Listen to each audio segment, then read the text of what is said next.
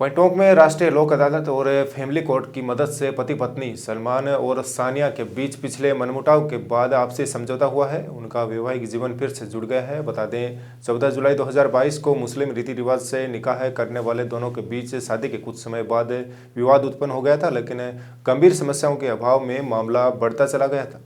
राज्य विधिक सेवा प्राधिकरण और जिला विधिक सेवा प्राधिकरण के निर्देशों पर आयोजित लोक अदालत में विशिष्ट न्यायाधीश फैमिली कोर्ट मधुसूदन शर्मा और प्राधिकरण सचिव दिनेश कुमार जथुलरिया ने दोनों को एक दूसरे को माला पहनाकर जीवन भर साथ रहने की कसम खिलाई।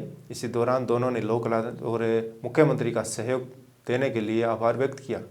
टोंक के परिवादी वकील भी इस समझौते में मौजूद रहे। के माध्यम से फैमिली कोर्ट में मुकदमे का निस्तारण हुआ है, जो फैमिली एक साथ रहने के लिए आई है, किस तरह का मामला है?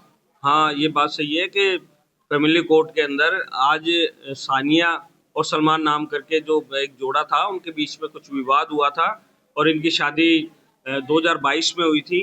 पिछले 10 महीने से पारिवारिक न्यायालय में उनका मुकदमा चल रहा था और आपसी समझाइश के आधार के ऊपर उनमें आपस में राजीनामा हुआ है और अब वो खुशी-खुशी अपने घर साथ में जब दाम्पत्य जो है अपना, वो दाम्पत्य जीवन वापस पुनः शुरू कर रहे हैं। और लोक अदालत की मूल भावना का यही तो है कि लोक अदालत का सार न किसी की जीत न किसी की हार।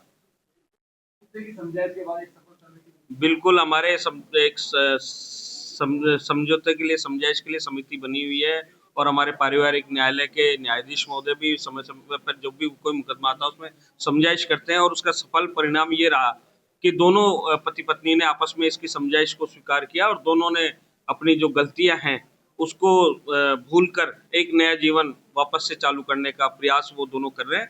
इसलिए दाम्पत्य अधिकारों की उनकी पुनर्स्थापना हुई है और वो दोनों आपस में खुशी-खुशी अपने घर पे गए हैं। हुसैन है। साहब, ये किस तरह का मामला था? ये एक पारिवारिक जो गिरे कलेश जो आपस में अमूमन जो है पति पत्नी के दरमियान में मिसअंडरस्टैंडिंग हो जाती है, ये एक ऐसा मामला था।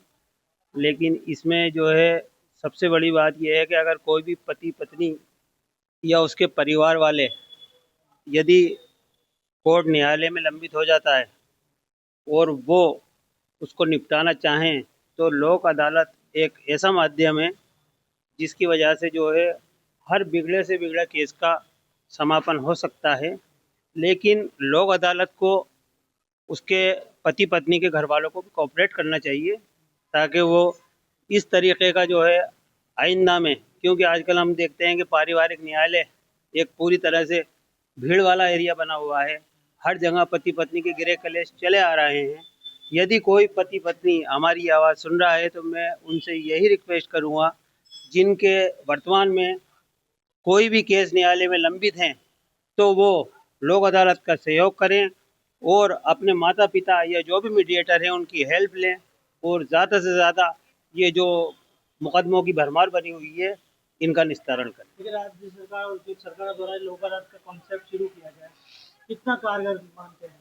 मैं 100% मानता हूँ, अगर मेहनत की जाए, इसमें अगर मेहनत की जाए तो कोई भी पति पत्नी, कोई भी न्यायालय या कोई भी वकील ये नहीं चाहेगा कि पति पत्नी में कोई तलाक हो।